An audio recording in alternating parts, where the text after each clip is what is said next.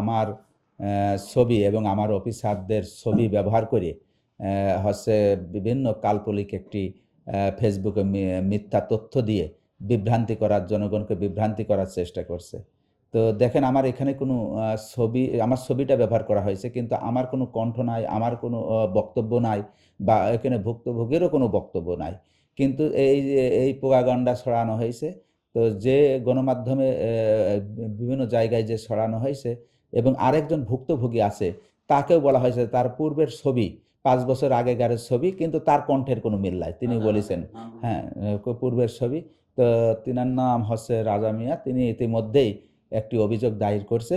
আমরা এই যে এটার পরে অনুসন্ধান করি, অভিযোগের অনুসন্ধান করে একজন পার্কি ইউনিয়নের একজনকে আমরা ইতিমধ্যেই শনাক্ত করছি, তা এবং তার কাছ থেকে সে একটি নির্ভরযোগ্য যে তাকে প্রলুব্ধ করছিল এবং তাকে মানে কি আঙ্গিকে বা কি প্রলোভে সে এই কাজগুলো করলো, আমাদের এইটাকে সম্মান নষ্ট করার জন্য, থানার অফিসারদের সম্মান নষ্ট করার জন্য সে অলরেডি আমাদের কাছে স্বীকারোক্তিমূলক জবানবন্দি দিয়েছে।